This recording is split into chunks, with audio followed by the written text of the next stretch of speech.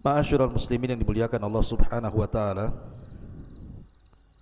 Insyaallah malam ini kita akan melanjutkan kajian yang kemarin tertunda, di mana malam ini kita akan membahas tentang sejarah tentang Raja Talut dan juga Raja Jalut, dan munculnya seorang nabi yang sangat mulia, Nabi Allah Dawud alaihi salatu wassalam. Dan kita ambil pembahasan ini dari surah Al-Baqarah ayat 249. Ma'asyiral muslimin yang dimuliakan Allah Subhanahu wa taala, sebelum saya membacakan surah Al-Baqarah ayat 248,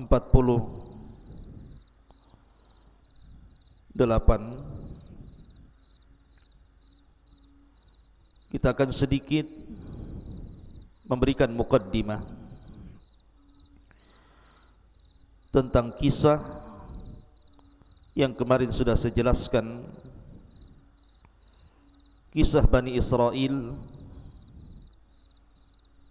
yang dipimpin oleh Yusha ibn Nun setelah wafatnya Nabi Musa alaihi salatu wassalam. Siapakah Bani Israel? Bani Israel, jadi Israel itu nama lain daripada Nabi Allah Ya'qub alaihi salatu wassalam. Jadi seluruh keturunan Nabi Allah Ya'qub alaihi salatu wassalam disebut Bani Israel. Dan ketika Ya'qub alaihi salatu wassalam dianugerahkan oleh Allah Subhanahu wa taala banyak keturunan, sampai 12. Satu di antara 12 wanita seorang, satu di antara 12 keturunan itu adalah seorang wanita namanya Dainan. Dan dari 12 putra Yakub itu tidak semua satu ibu dan satu bapa. Karena Nabi Allah Yusuf alaihi salatu wassalam dan juga Binyamin itu dari ibu yang lain, dari istri Nabi Ya'qub alaihi salatu wassalam. Adapun Yahuda, Lawa dan yang lainnya itu hanya saudara sebapa dengan Nabi Yusuf dan Binyamin, bukan satu ibu. Singkat cerita, maka ketika Nabi Yusuf alaihi salatu wassalam dengan perjalanan yang sangat panjang sekali, intinya kemudian sampai di Mesir. Dan Allah Subhanahu wa taala takdirkan Yusuf alaihi salatu wasallam dipercaya Fir'aun untuk menjadi bendaharawan Mesir. Tentu Fir'aun di sini bukan Fir'aun yang berkuasa di zaman Nabi Musa. Maka dengan kedudukan yang sangat tinggi inilah, maka Nabi Allah Yusuf alaihi salatu wasallam memboyong seluruh keluarganya dari Palestina menuju Mesir. Akhirnya kemudian seluruh putra-putra Ya'qub diberikan fasilitas, hidup megah, hidup mewah, akhirnya berketurunan. Dan menyebarlah keturunan Ya'qub dari 12 putranya di Mesir. Disinilah di permulaan Bani Israel dimulai. Ketika Nabi Yusuf alaihi salatu wassalam meninggal dunia, Maka singkat cerita, akhirnya Fir'aun pun memperbudak Bani Israel. Dan disitulah muncul seorang Nabi yang sangat masyhur, Nabi Allah Musa alaihi salatu wassalam.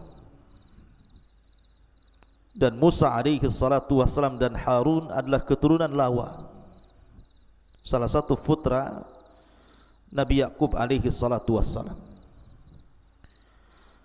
Maka singkat cerita, akhirnya kemudian Musa alaihi salatu wassalam menyelamatkan Bani Israel dari penindasan Fir'aun, sampai Allah subhanahu wa ta'ala tenggelamkan Fir'aun di Laut Merah, dan Allah selamatkan Musa dan pasukan Bani Israel berhasil menyeberangi lautan. Ketika kemudian Nabi Musa alaihi salatu wassalam kemudian berhasil menyelamatkan Bani Israel dengan satu tujuan atas perintah Allah Azza wa Jal, menuju Palestina, negeri yang sangat dimuliakan Allah Azza wa Jal. Banyak peristiwa yang terjadi selama perjalanan itu. Akhirnya kemudian ketika Nabi Musa alaihi salatu wassalam hendak memasuki Palestina, akan tapi Palestina itu memang dikuasai oleh orang-orang Amalikoh. Ada yang mengatakan Amalikoh itu penduduk asli Mesir yang menguasai Palestina kala itu, wallahu alam. Atau juga yang mengatakan Farain. Musa alaihi salatu wassalam mengajak Bani Israel untuk berjihad melawan mereka. Akan tapi kemudian Bani Israel tidak mau diajak perang, bahkan mengejek nabinya dan mengatakan, idhab anta wa rabbuka faqatila, pergilah kau Musa dan Rabbmu berperang berdua sana, biar kami duduk di sini. Dan ini su'ul adab, buruknya akhlak Bani Israel terhadap Nabi Musa yang sudah menyelamatkan mereka, yang sudah ditampakkan berbagai macam mukjizat kepada mereka. Tapi begitulah Bani Israel dari zaman ke zaman. Akhirnya kemudian karena mereka tidak mau berjihad, Allah subhanahu wa ta'ala turunkan bala kepada mereka. Apa balanya? Mereka dihidupkan oleh Allah di negeri linglung yang disebut dengan Ardut Tih. Yatihuna fil ardi arba'ina sana. Mereka tidak bisa keluar dari negeri itu selama 40 tahun. Sampai wafatnya Nabi Musa alaihi salatu wassalam beserta saudaranya Harun alaihi salatu wassalam. Nah, setelah kemudian wafat dua nabi yang sangat mulia ini, maka tampuk kenabian dipimpin oleh Yusha ibn Nun yang sudah saya ceritakan kisahnya.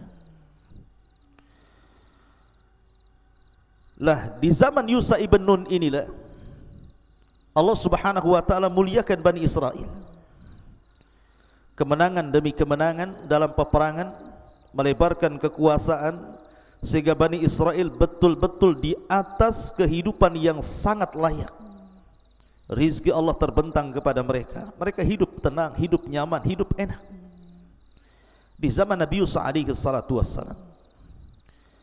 Tentu bukan karena prasangka orang-orang Yahudi hari ini dan mengatakan bahwa kenapa mereka kemudian diberikan kesenangan karena mereka mengklaim bahwa mereka adalah sya'bullah, manusia pilihan Allah. Bukan. Siapa bilang Anda manusia pilihan Allah? Hai orang-orang Yahudi, Anda bukan manusia pilihan Allah. Ketika Allah subhanahu wa ta'ala memberikan kemenangan di zaman Nabi Yusha, karena mereka memang kembali kepada Allah. In tansurullaha yansurukum. Kalau kalian menolong agama Allah, Allah akan tolong kalian. Itu sudah kauni namanya, takdir kauni. Kalau seseorang lebih mendekat kepada Allah, menolong agama Allah, menjalankan perintah Allah, menjauhi larangan-larangan Allah subhanahu wa ta'ala, Allah akan turunkan berkah kepada mereka. Walau anna ahlal qura amanu wattaqau lafatahna alaihim barakatim minas sama'i wal ardh. Kalau penduduk negeri itu beriman dan bertakwa, maka pasti Allah subhanahu wa ta'ala akan berkahi. Bukan karena orang pilihan Allah, Memang itu sudah takdir kauni seperti itu. Akan tetapi setelah Yusha ibn Nun meninggal dunia, lambat laun Bani Israel kemudian jauh, sebagian mereka menjauh dari syariatnya Yusha ibn Nun. Celakanya lagi, sebagian mereka mulai menyekutukan Allah Subhanahu wa ta'ala. Dari sini kehinaan Allah timpakan kepada mereka. Ma'asyiral muslimin yang dimuliakan Allah Azza wa Jalla, secara singkat, setelah meninggalnya Yusha ibn Nun, Bani Israel itu melewati beberapa fase. Ada namanya fase Al-Qudah. Yang kedua ada namanya fase Ahdul Muluk Al-Awwal. Ada yang namanya Ahdul Muluk Al-Thani. Kemudian baru fatrah, sebuah waktu setelah hancurnya Al-Quds. Adapun Ahdul Qudot, fase Qudot, artinya Bani Israel dipimpin oleh Qudot, para hakim. Maksudnya di sini oleh para nabi.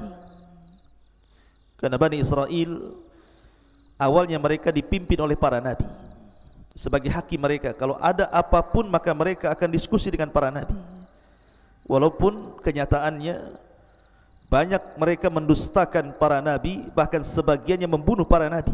Fariqan kadzabtum wa fariqan taqtulun. Sebagian mereka mendustakan para nabi, bahkan sebagian mereka membunuh para nabi. Naudzubillah. Baru setelah kemudian fase hakim-hakim dari kalangan para nabi ini, barulah kemudian ada namanya fase Ahdul Mulukil Awal, fase kerajaan yang dipimpin raja pertama di dalam sejarah Bani Israel.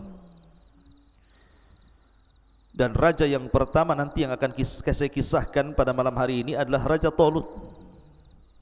Tentu pilihan seorang nabi namanya Samuel. Siapa Samuel nanti kita jelaskan. Kemudian setelah Talut digantikan oleh Daud. Daud adalah seorang nabi yang menikahi salah satu putri daripada Talut. Dialah yang kemudian menjadi raja plus jadi nabi. Dan itu satu-satunya sejarah di mana Bani Israel dipimpin oleh raja plus nabi. Dialah Daud alaihi salatu wassalam, dan juga putranya Nabi Allah Sulaiman alaihi salatu wassalam. Baru kemudian fase yang ketiga setelah Nabi Allah Sulaiman alaihi salatu wassalam meninggal dunia, kemudian dipimpin oleh putranya namanya Rahba'am ibn Sulaiman. Di sinilah kemudian Bani Israel terpecah menjadi dua kerajaan. Ada kerajaan di sisi selatan yang disebut dengan kerajaan Yahuda, tentu dengan Yerusalem sebagai ibu kotanya. Dan ada kerajaan di sisi utara yang disebut dengan kerajaan Israel dengan Samaria sebagai ibu kotanya.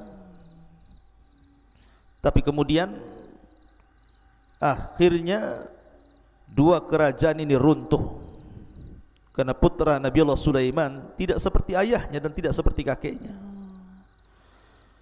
Sampai akhirnya datang seseorang yang sangat zalim namanya Bukhtun Nasr, dan juga raja-raja sebelum dan sesudahnya menghinakan Bani Israel. Akhirnya Bani Israel kemudian di bawah hukum orang-orang Persia. Kemudian juga Bani Israel akhirnya juga di bawah hukum orang-orang Yunan. Kemudian juga Bani Israel di bawah hukum orang-orang Romawi, dan begitu seterusnya. Setiap zaman dihinakan. Naudzubillah. Tapi yang ingin saya kisahkan di malam hari ini adalah dua fase. Pertama, fase Al-Qudat, dan yang kedua fase Ahdul Mulukil Awal. Taib, ma'asyiral muslimin yang dimuliakan Allah Subhanahu wa ta'ala, ketika wafatnya Yusha ibn Nun, maka terjadi kekacauan di antara Bani Israel. Sekali lagi saya katakan, ada sebagian Bani Israel yang masih taat dengan syariat nabinya, tapi ada juga yang kemudian mereka menentang syariat nabinya, bahkan sampai masuk kepada kesyirikan dan kekufuran. Dari sini Allah Subhanahu wa taala menurunkan kehinaan kepada Bani Israel setelah sebelumnya Allah jayakan, karena mereka mulai menjauh dari syariat Allah Azza wa Jal, mulai menjauh dari perintah Allah, dan mulai melakukan larangan-larangan Allah Subhanahu wa taala.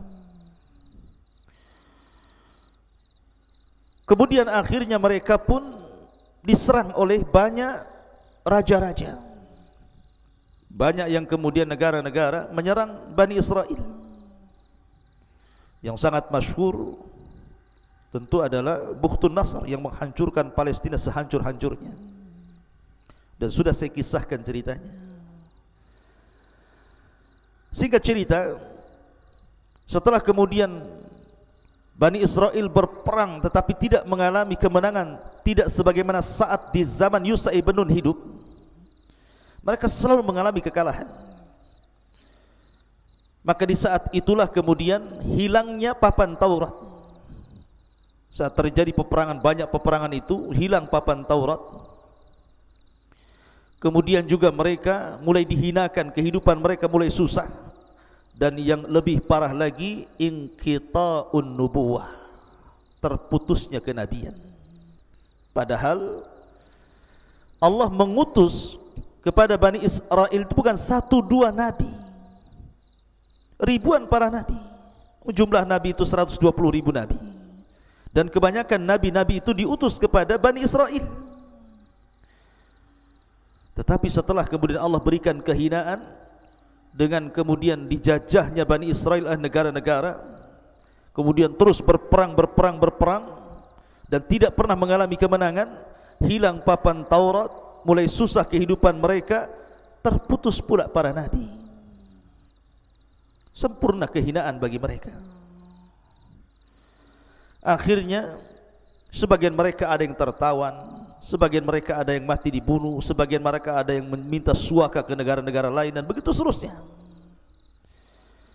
Dari sinilah maka orang-orang yang berakal dari Bani Israel mulai berkumpul satu dengan yang lainnya. Barulah mereka sadar apa yang mereka lakukan. Mereka ingin taubat kepada Allah Subhanahu wa taala. Kemudian mereka berdoa kepada Allah Azza wa Jalla, ingin minta seorang nabi lagi supaya diutus kepada mereka yang bisa mencabut kehinaan yang Allah timpakan kepada mereka dan mengalami kemenangan kembali. Dan kita tahu bahwa tradisi Bani Israel sejak zaman Nabi Yaqub alaihi salatu wassalam, dari 12 turunannya, ada putra Yaqub yang disebut dengan Yahuda. Seluruh turunan Yahuda itu akan menjadi raja bagi Bani Israel, dan itu berdasarkan takdir Allah Azza wa Jalla. Jadi turunan Yahuda itulah yang berhak menjadi raja dari raja-raja Bani Israel. Kemudian juga ada putra Yaqub namanya Lawa ibn Yaqub. Seluruh turunannya jadi nabi. Jadi hanya 2 jalur ini saja, 2 nasab Yaqub ini saja, yang satu turunannya jadi raja-raja Bani Israel, turunan Yahuda, dan yang satu menjadi para nabi, dan itu turunan Lawa. Lah ketika itu dari turunan Lawa sudah tidak ada lagi keturunannya kecuali seorang wanita, wanita yang sangat salehah, yang suaminya gugur dalam perang, dan Allah Subhanahu wa taala takdirkan wanita itu hamil. Dan wanita itu terus berdoa kepada Allah Azza wa Jalla ketika suaminya masih hidup, agar diberikan putra dan putranya menjadi nabi. Maka ketika kemudian Bani Israel mengetahui bahwa wanita itu adalah turunan Lawa dan dia sedang hamil, maka dijaganya wanita ini sampai betul-betul melahirkan. Karena khusyuknya, tawaduknya wanita yang solehah ini berdoa kepada Allah agar memiliki putra dan ingin menjadi seorang nabi, tiba-tiba betul-betul kemudian Allah kabulkan, lahirlah seorang nabi yang disebut dengan Samuel. Dalam bahasa Ibrani, Samuel itu artinya anak dari hasil doa yang diijabah Allah subhanahu wa ta'ala. Allah ijabah doa ibu yang sangat salehah ini, lahirlah Samuel. Dan inilah nabi yang dimunculkan setelah sekian lama tidak ada kenabian. Sekian lama sudah tidak muncul nabi-nabi Bani Israel, baru muncul Nabi Samuel dari seorang wanita salehah dari turunan Lawa, karena doanya yang sangat khusyuk kepada Allah Azza wa Jalla. Akhirnya tumbuh besarlah Samuel, atau disebut dengan Sam'un. Tumbuh besar dan Allah takdirkan memang menjadi seorang nabi. Maka mulailah kemudian Bani Israel mendatangi Nabi Allah Samuel ini. Dari sini kisah dimulai. Baik, kita akan baca ayatnya. Allah subhanahu wa ta'ala berfirman di dalam surah Al-Baqarah ayat ke-246, Alam tara ilal mala'i min bani Israel min ba'di Musa. Tidakkah kamu memperhatikan kepada para pemuka yang berakal dari pemuka-pemuka Bani Israel setelah wafatnya Musa? Idh qala lahum linabiyyin lahum ub'ath lana malikan nuqatil fi sabilillah. Mereka mengatakan kepada Nabi Samuel, ib'ath lana malikan, wahai Nabi Allah Samuel, kirimkan kepada kami seorang raja, pemimpin perang, agar Allah subhanahu wa ta'ala kembali memenangkan kita, memberikan kehidupan yang layak bagi kita, dan agar Taurat dikembalikan, dan kami siap berperang di jalan Allah subhanahu wa ta'ala. Tapi lihat jawaban Nabi yang bijak ini. Qala hal asaitum in kutiba alaikumul qitalu alla tuqatilu. Jangan-jangan jika diwajibkan kepada kalian untuk berperang, kalian pula tak mau perang. Subhanallah. Samuel mengingatkan kakek buyut mereka di zaman Nabi Musa. Ketika Musa hendak membebaskan Palestina, apa kata kakek buyut mereka dari Bani Israel ini? Idhab anta wa rabbuka faqatila. Pergi kau sana wahai Musa, ajak Tuhanmu perang berdua sana, biar kami duduk-duduk di sini, kita nonton siapa di antara kalian yang menang dan siapa di antara kalian yang kalah. Naudzubillah. Su'ul adab. Makanya Nabi Samuel mengingatkan soal itu.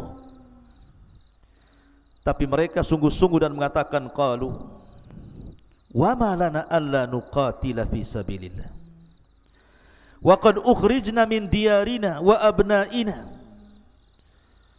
Dan mengapa kami tidak akan berperang bersamamu dan raja yang kau pilih di jalan Allah subhanahu wa ta'ala, sedangkan kami sudah diusir dari kampung halaman kami, kemudian dipisahkan dari anak dan istri kami yang menjadi budak-budak tawanan musuh-musuh kami.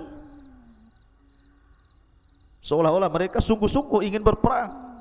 Kami tidak sebagaimana nenek moyang kami. Tapi lihat bagaimana Allah subhanahu wa ta'ala menjawab. Falamma kutiba alaihimul qital tawallaw illa qalilan minhum wallahu alimun bizzalimin. Tetapi ketika diwajibkan kepada mereka perang, mereka berpaling. Ya, kebiasaan mereka suka berpaling, suka merobek perjanjian, kecuali sebagian kecil dari mereka. Dan Allah maha mengetahui, artinya mengetahui kondisi mereka, orang-orang zalim itu. Wallahu alimun bizzalimin. Dan Allah maha mengetahui terhadap orang-orang yang zalim. Ma'asyiral muslimin yang dimuliakan Allah Azza wa Jalla, mereka terus mengeluh kepada Nabi Samuel agar dipilihkan kepada mereka seorang raja yang akan memimpin mereka.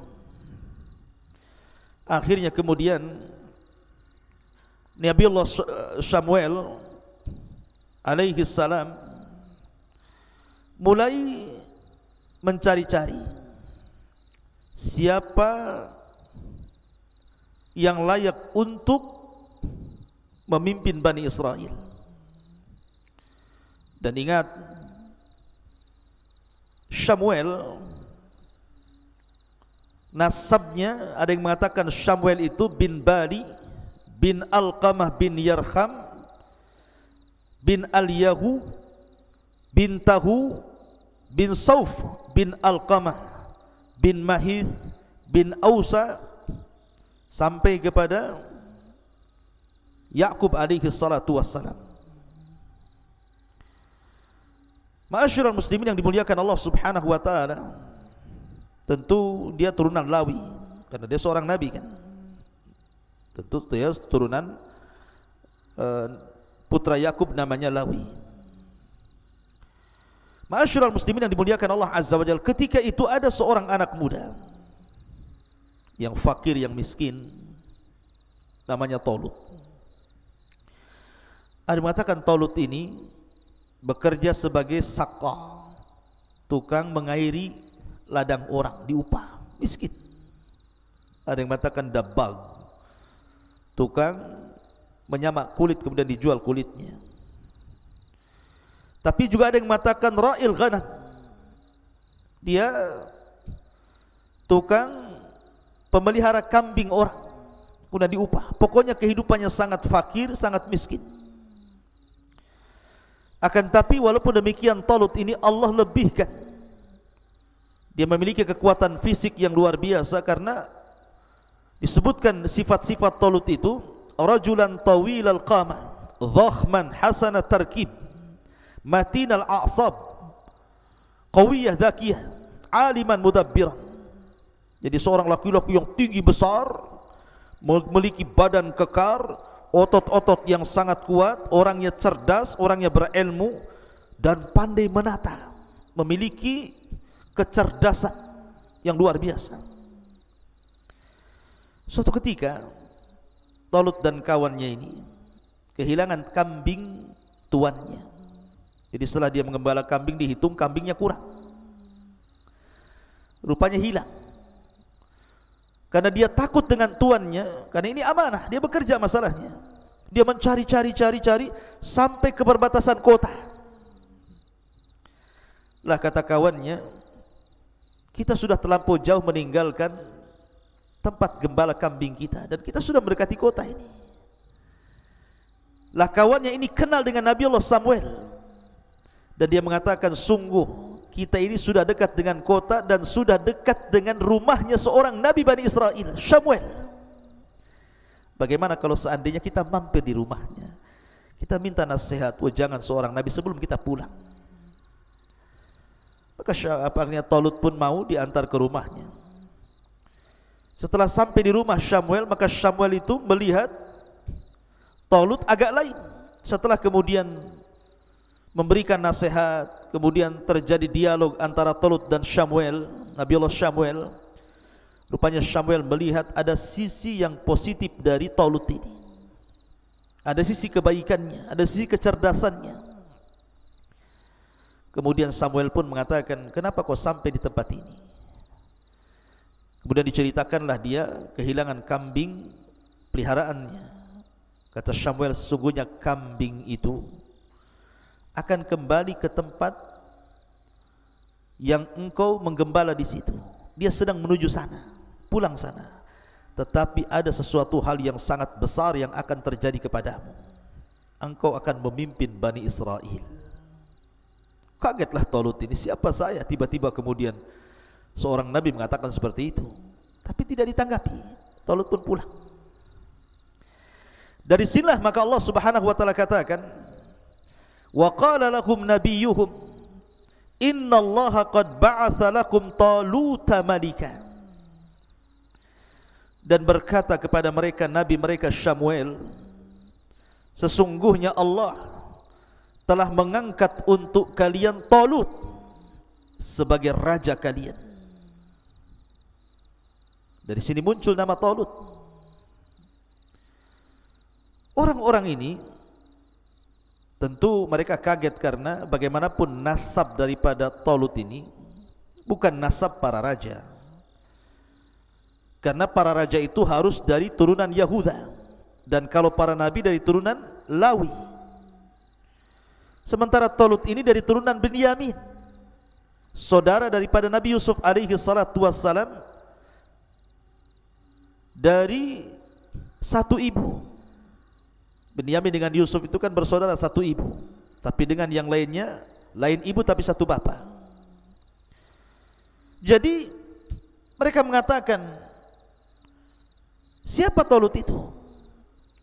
Qalu, mereka mengatakan, anna yakunu lahul mulku alaina wa nahnu ahaqqu bil mulki minhu wa lam yu'ta sa'atan minal mal. Subhanallah, lihat kebiasaan Bani Israel selalu mendebat nabinya. Makanya kenapa Nabi SAW mengatakan, la taqulu kama qalat Banu Israel sami'na wa asaina, qulu sami'na wa ata'na. Rasul yang mengatakan, jangan sekali-kali kalian persis seperti Bani Israel yang mengatakan kami mendengar kemudian kami bermaksiat, tapi katakan kami mendengar kemudian kami taat. Karena kebiasaan mereka itu suka mendebat nabinya. Ingat cerita Al-Baqarah yang sudah saya kisahkan, bagaimana mereka mendebat Nabi Musa. Kemudian setelah diseberangkan dan diselamatkan dari Fir'aun, melihat ada kaum yang sedang menyembah berhala, mereka pun meminta kepada Musa, ij'al lana ilahan kama lahum aliha, jadikan banyak Tuhan sebagaimana mereka banyak Tuhan. Kata Nabi Musa, Allahu Akbar, innakum qaumun tajhalun. Kok ini umat bodoh, sudah diberikan hidayah mau sesat. Ya. Lah di sini juga sama. Anna yakunu lahul mulku alaina wa nahnu ahaqqu bil mulki minhu wa lam yu'ta sa'atan minal mal. Mereka mengatakan, bagaimana mungkin Talut memperoleh kerajaan atas kami, sedangkan kami lebih berhak dengan kerajaan itu daripada si Talut, dan dia tidak diberikan kelapangan dan harta kekayaan yang banyak. Macam mana dia akan memerintah kami? Subhanallah. Ya. Lihat bagaimana jawaban Nabi Samuel. Seolah-olah Nabi Samuel ingin mengatakan, kenapa aku pilihkan Talut kepada kalian? Karena Talut itu dilebihkan 3 perkara yang kalian tidak punya. Yang pertama, qala innallaha astafahu alaikum, sungguh Allah telah memilihnya menjadi raja untuk kalian. Sebenarnya 1 perkara saja sudah cukup, Allah yang pilih. Kalau Allah yang pilih, selesai. Beda kalau kita yang pilih, belum tentu selesai. Tapi kalau Allah sudah pilihkan seseorang, pasti orang ini bukan orang kaleng-kaleng. Memang Allah persiapkan dia untuk menjadi pemimpin. Ditambah-tambah yang kedua, Allah Subhanahu wa taala katakan wa zadahu bastah, dan diberikan kelebihan kekuatan fisik yang luar biasa. Bastah itu kelebihan yang banyak pada 2 perkara. Pertama, fil ilmi, dia punya ilmu, kalian tidak punya. Dia memiliki kecerdasan, kalian tidak punya. Dan yang ketiga, bastatan fil jismi, dan dia juga orangnya fisiknya kuat. Jadi selain orang pilihan, 1, yang kedua Allah cerdaskan, 2, yang ketiga jasadnya, fisiknya memang kuat. Talut ini, makanya wajar Allah pilihkan untuk kalian. Kemudian Allah Subhanahu wa taala berfirman, wallahu yu'ti mulkahu man yasha wallahu wasi'un alim, dan Allah memberikan kerajaannya kepada siapa yang dikehendaki. Bukan kalian berkehendak, Allah yang berkehendak. Karena kalau Allah yang berkehendak, kun fayakun. Tapi kalian berkehendak, belum tentu kun fayakun. Kun Allah mengatakan, dan Allah maha luas keutamaannya. Allah berikan keutamaan siapa yang dikehendaki. Dan alimun, maha mengetahui tentang siapa Talut dan kondisi kalian. Ma'asyiral muslimin yang dimuliakan Allah Subhanahu wa taala. Kemudian mulailah mereka meminta alamat. Taib, kalau memang Talut berhak menjadi raja kami, kira-kira apa alamatnya? Apa yang membuat anda yakin bahwa Talut berhak menjadi raja kami, sementara dia bukan turunan Yahuda, dia turunan Binyamin?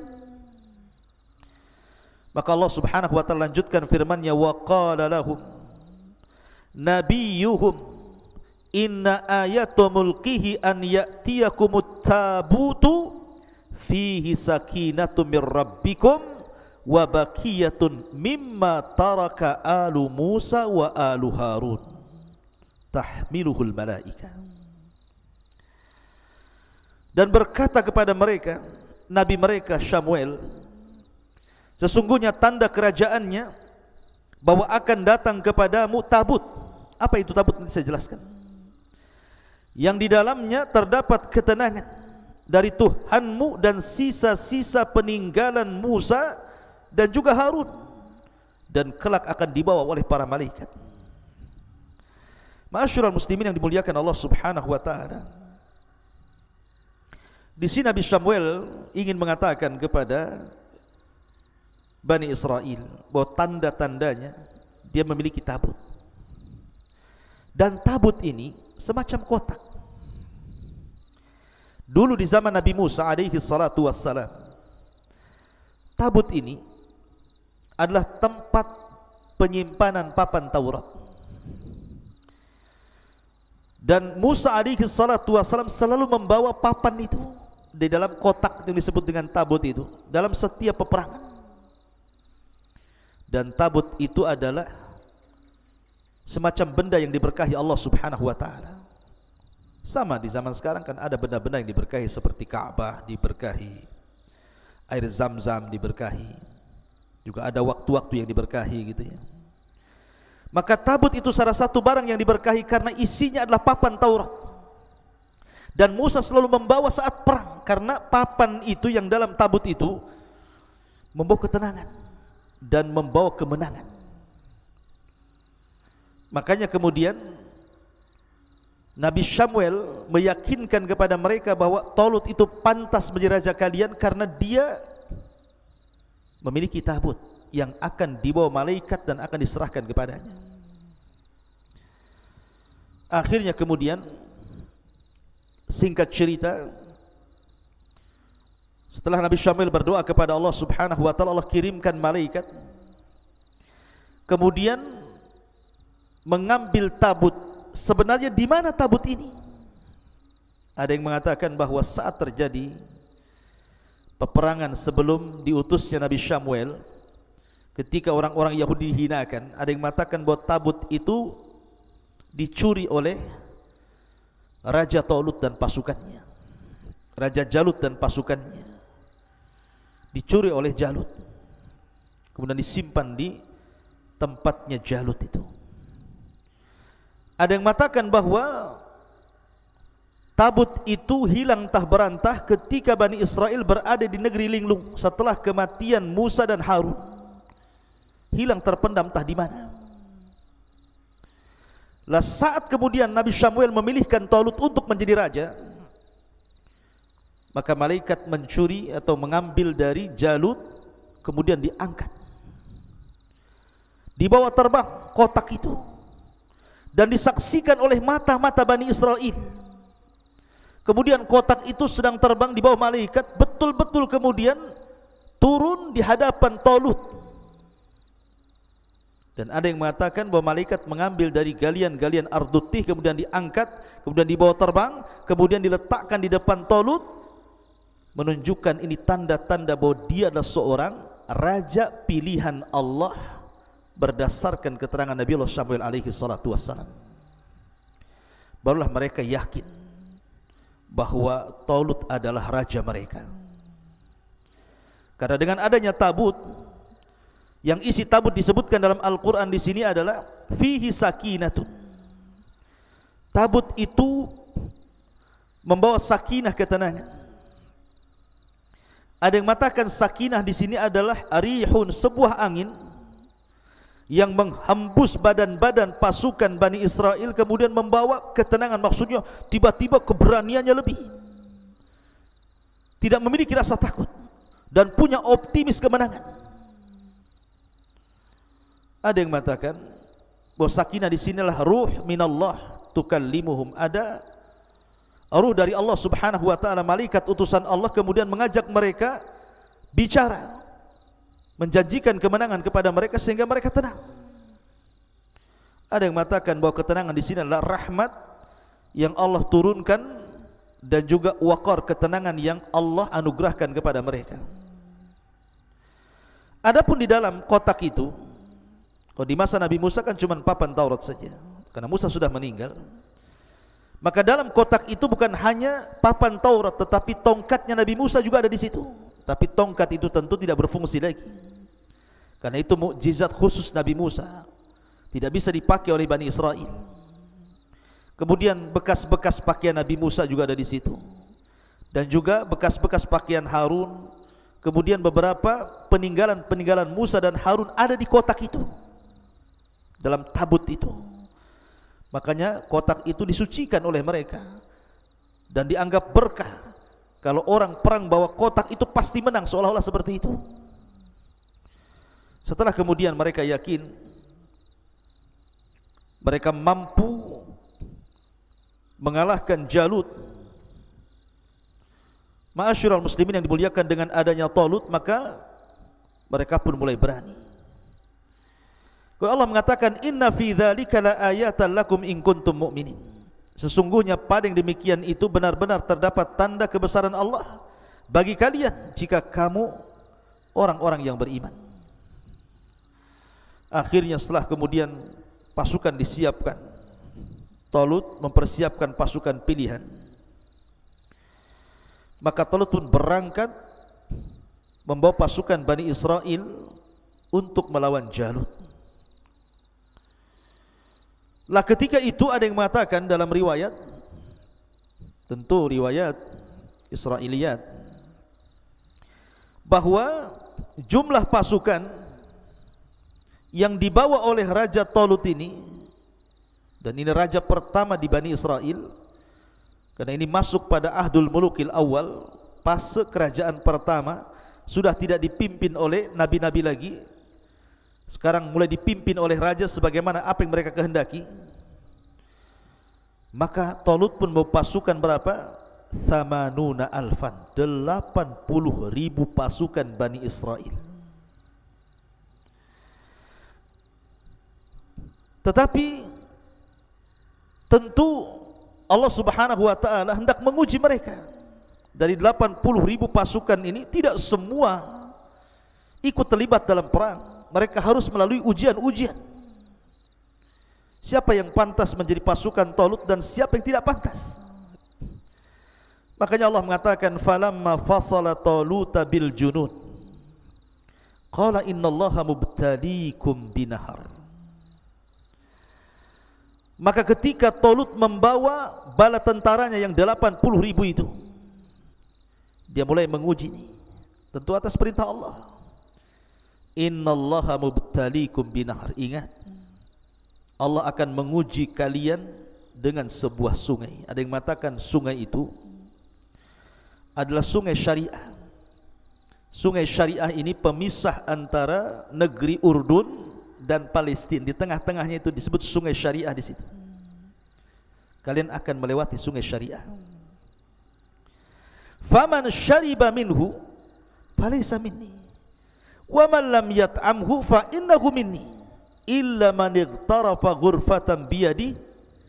Kata Talut, maka barang siapa yang meminum air dari telaga syariah itu, maka dia bukan pengikutku, dia bukan pasukanku, kembali pulang.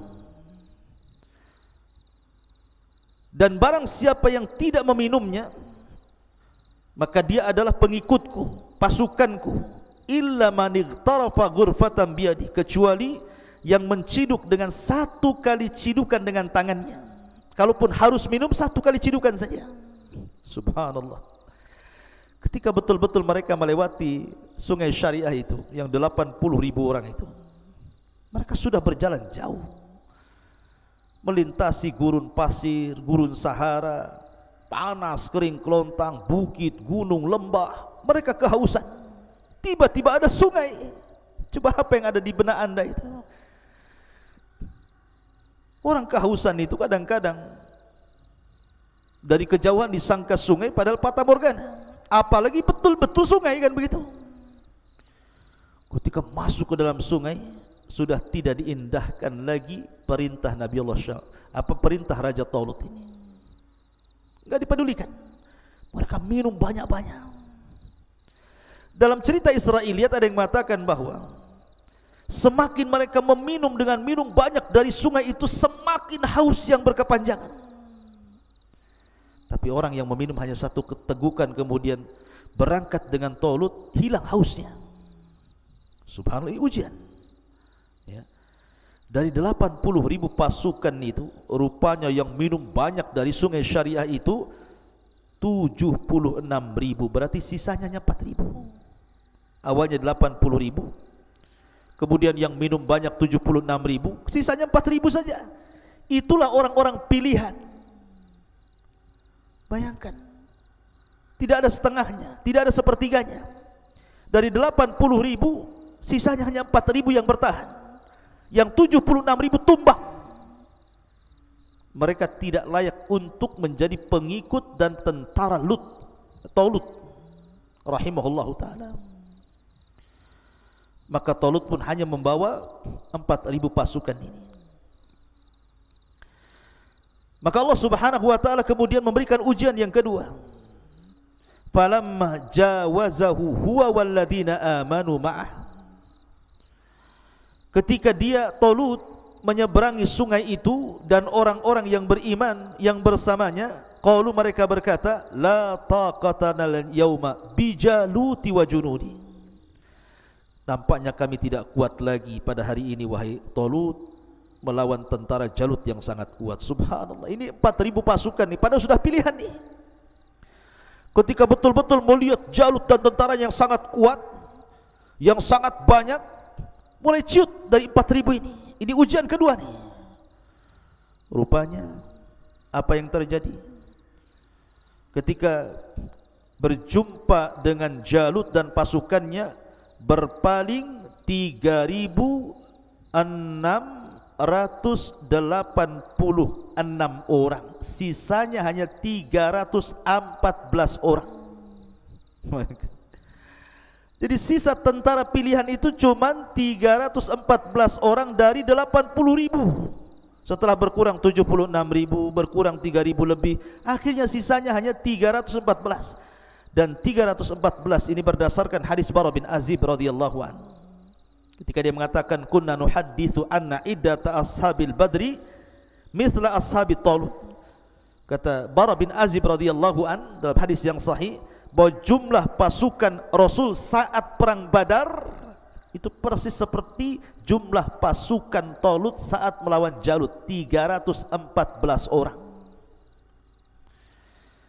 Ma'asyiral muslimin yang dimuliakan Allah subhanahu wa ta'ala.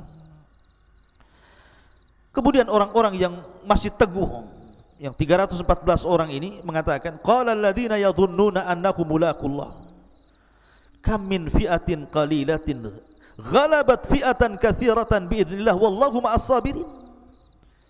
Maka orang-orang pilihan yang sisanya hanya 314 orang ini mengatakan, berkatalah mereka yang sangat yakin bahwa mereka akan berjumpa dengan Allah, betapa banyak kelompok yang kecil mampu mengalahkan kelompok yang besar karena izin dari Allah subhanahu wa ta'ala, dan Allah beserta orang-orang yang sabar. Dan subhanallah, di zaman Nabi SAW, apa yang terjadi dengan Talut juga terjadi dengan Nabi SAW dalam perang Badar. Pasukan Rasul 314 orang, sementara pasukan musuh 1.000 lebih. Tapi betapa banyak kelompok yang kecil mampu mengalahkan kelompok yang besar karena izin Allah subhanahu wa ta'ala. Begitu yakinnya mereka. Ma'asyiral muslimin yang dimuliakan Allah azza wa jalla. Kemudian Allah mengatakan, walamma barazu li Jalut wa junudi qalu rabbana afrigh alaina sabran wa thabbit aqdamana wansurna 'alal qaumil kafirin. Dan ketika mereka maju melawan Jalut dan tentaranya yang sangat kokoh dan kuat itu, orang-orang yang tersisa hanya 314 orang pilihan ini mengatakan, berdoa kepada Allah, Rabbana afrig alaina sabra, ya Allah limpahkan kepada kami kesabaran. Minta sabar. Ini pasukan banyak, kalau tidak sabar berpaling mereka. Wa tsabbit aqdamana, kokohkan langkah-langkah kami, jangan berpaling. Wangsurna 'alal qaumil kafirin, dan berilah pertolongan kepada kami untuk menghadapi orang-orang kafir. Ma'asyiral muslimin yang dimuliakan Allah Azza wa Jalla, dari 314 orang ini ketika berhadap-hadapan, kita tahu bahwa perang dulu berbeda dengan perang sekarang. Karena perang dulu itu ada istilah mubarazah. Mubarazah itu adu tanding. Mana jagoanmu, ni jagoan saya. Rupanya dari pihak Jalut itu, Jalut sendiri yang maju. Jalut sendiri yang maju, kemudian menantang-nantang jagoan dari pihak Talut. Ma'asyiral muslimin yang dimuliakan Allah Azza wa Jalla, tiba-tiba kemudian satu pasukan pun tidak berani melawan Jalut. Padahal Talut sudah merintahkan, maju satu di antara kalian lawan Jalut. Tidak bergeming. Akhirnya kemudian Talut bingung, kenapa dari 314 orang tidak ada yang mau melayani Jalut. Mulai ketakutan, diuji lagi oleh Allah Azza wa Jalla. Sampai akhirnya Talut menjanjikan sesuatu, kalau di antara kalian ada yang bisa membunuh Jalut, kunikahkan dia dengan putriku, dan dia berhak mendapatkan kerajaan sepeninggalku. Dua keistimewaan, menikahi putri Talut dan mewarisi tahta kerajaannya. Tapi tidak ada yang mau. Mereka tahu risikonya. Walaupun ini hadiah besar, kalau harus mati konyol buat apa? Enggak jadi nikah, enggak jadi raja kan itu. Tapi Allah takdirkan, dari 314 orang ini ada anak yang paling muda, yang paling kecil di antara mereka, baik perawakannya atau usianya. Disinilah muncul nama Daud alaihi salatu wassalam. Ma'asyiral muslimin yang dimuliakan Allah Azza wa Jalla, sebenarnya dalam kisah yang lain, Nabi Daud ini sudah diprediksi oleh Samuel ketika dia berdialog dengan Raja Talut dan mengatakan, wahai Talut, sesungguhnya dalam pasukanmu itu akan ada seseorang yang akan membunuh Jalut. Kata Raja Talut, bagaimana caranya? Kemudian dia mengeluarkan baju besi. Pakaikan baju besi ini kepada salah satu pasukan. Siapa yang cocok dengan baju besi ini, maka dia yang akan membunuh Jalut. Semua tentara mencoba baju besi itu, tapi Talut tidak berbicara soal kemenangan, soal pembunuhan Jalut. Hanya pakailah baju besi ini, dipakai pada satu tentara, tidak cocok, dipakai lagi enggak cocok, dipakai lagi cocok. Terakhir rupanya cocok kepada badannya Nabi Daud alaihi salatu wassalam. Dengan sebab itulah Daud membunuh Jalut. Ada yang mengatakan bahwa tatkala kemudian Daud alaihi salatu wassalam ini hendak berperang, karena Daud ini kan memiliki orang tua, seorang pejuang juga di masa sebelumnya, dan memiliki 6 putra. Yang paling kecil Daud alaihi salatu wassalam, lain nanti kisahnya ada sendiri. Lah ketika Nabi Daud alaihi salatu wassalam hendak terlibat mendaftarkan diri menjadi pejuang dan diterima, dia pun bingung harus menggunakan senjata apa. Maka di berjalan-jalan, tiba-tiba di tengah perjalanan ada suara. Rupanya suara itu datang dari batu. Kemudian batu ini mengatakan, ya Daud, bawalah aku. Bawalah aku, akulah yang akan membunuh Jalut, katanya.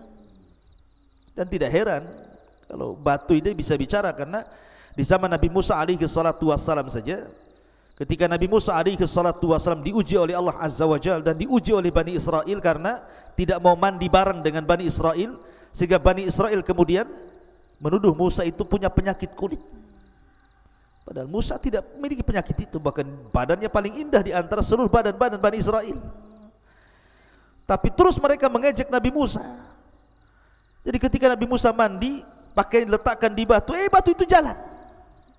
Dikejar-kejar Nabi Musa, dan auratnya nampak kala itu. Rupanya batu itu terus berjalan melintasi Bani Israel yang sedang mandi. Barulah mereka melihat jasadnya, fisiknya Nabi Musa.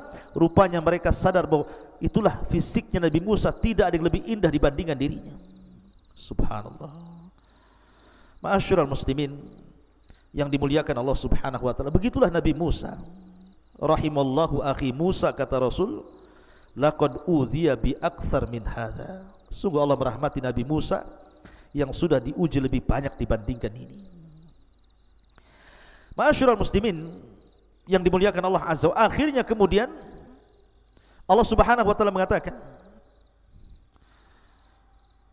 fahazamuhum biidznillah wa qatala Dawud Jalut wa atahu Allahul mulka wal hikmah wa 'allamahu mimma yasha.